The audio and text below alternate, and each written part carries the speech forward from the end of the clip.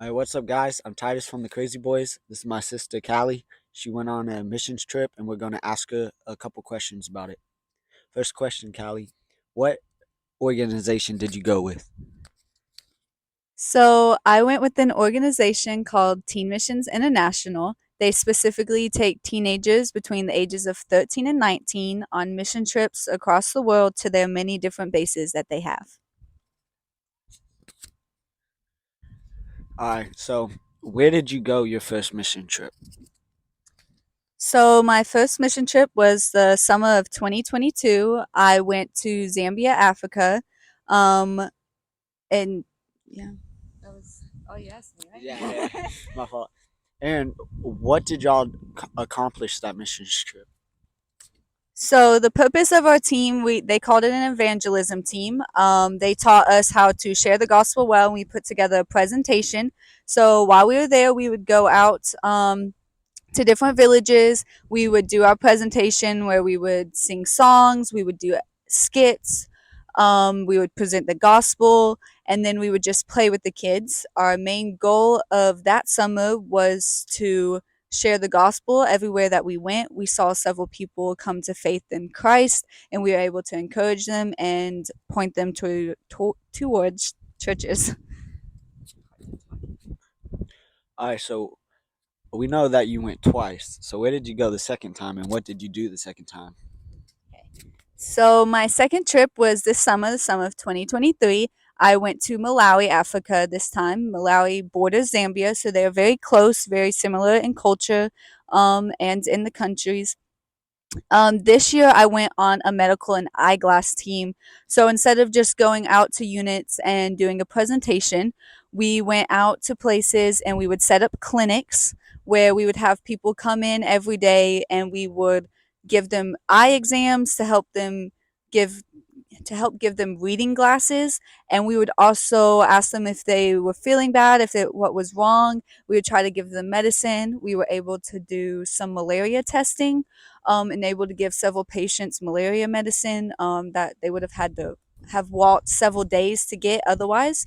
But the most important thing that we did was with each patient before they left, we asked to pray with them and asked what we could pray for. So we were able to pray with over 1,000 patients that we saw over the summer. So that was very cool. All right, Callie. What are some of the biggest needs in Africa that need to be met? Okay, so I would say the three biggest needs are the need for the gospel, need for clean water, and then the need for education. Um, the gospel, I think, is needed in any community to help them thrive and grow because they have this hope in Christ. Clean water is something that most people do not have access to in Africa. They may have wells or a river that they get water from, but most of that water is contaminated by germs and parasites that give them health problems sooner than you would get them in America. And so going over and providing them with water filters that they could set up in their houses is a huge need.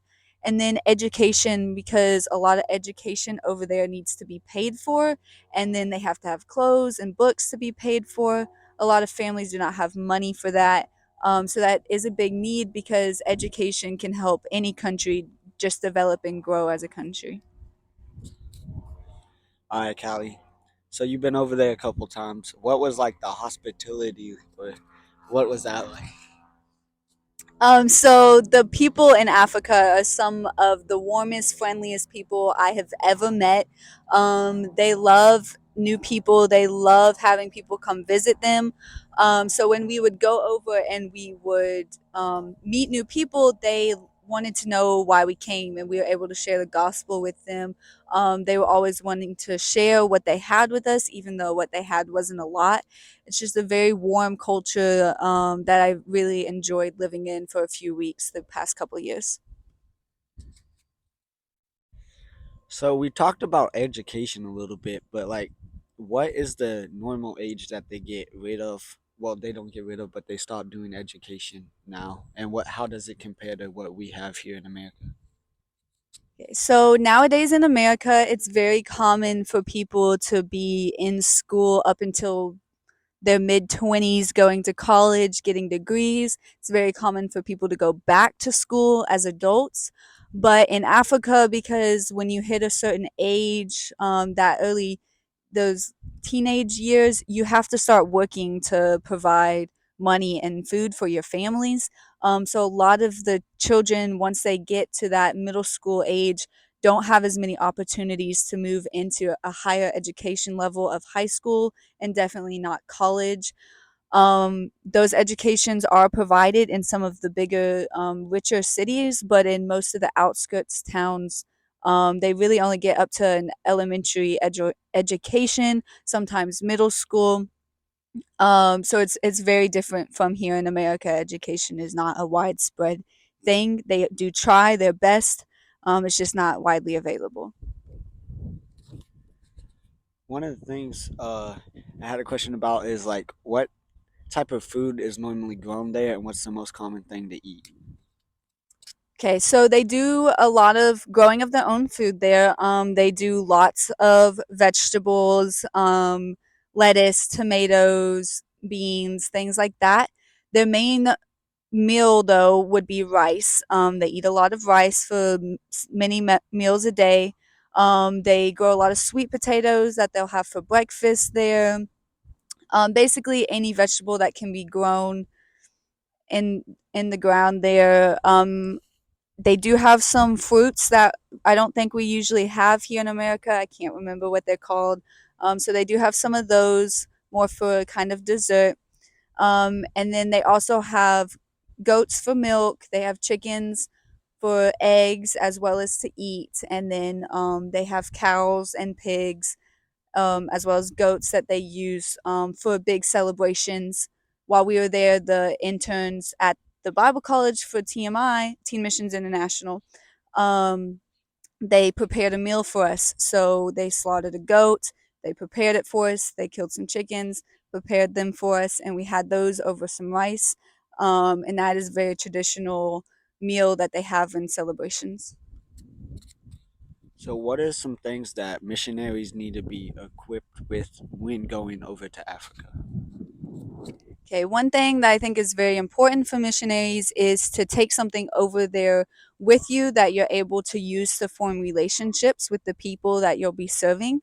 I'd say medical is a very good way to do that, taking over medical supplies, medical expertise to communities that don't have ready access to that is a huge thing that I would highly suggest taking. Education is another big one. Just going over there and being able to teach English or basic elementary concepts and just being able to use that to get to know the kids of the community and just invest in them as well as share the love of Christ with them. And then, as I said, a need was clean water, taking over water filters and teaching people how to use that to help better their water and ultimately better their health is a huge need to take over there. Say another big thing would be Bibles, specifically if you could find one in their heart language, the language that they grew up speaking, because a lot of the adults they don't learn English, so it's much better for them to have a Bible in their own personal language. So, Callie, what is like the main religion over there?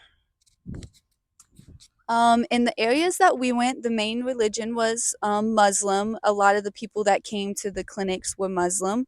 So we tried to do a good job of explaining to them that we were Christians and what we believed.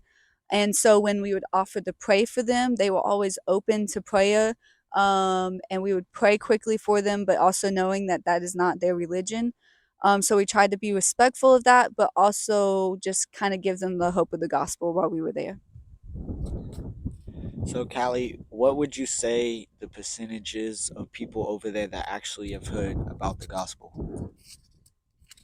That is a very good question. I have not done statistics or anything. And most of the regions that we went to, Teen Missions International has been based there for many years. So I know a lot of those people have heard the gospel.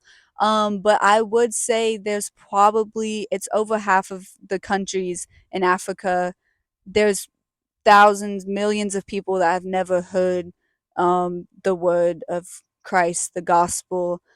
And so I would say probably 60 to 80% of Africa has never heard the true gospel before, um, or never been given a Bible to read. So I'd say it's very important to go to those places and just share the gospel with everyone you meet, because you never know if they're somebody that's heard it or not.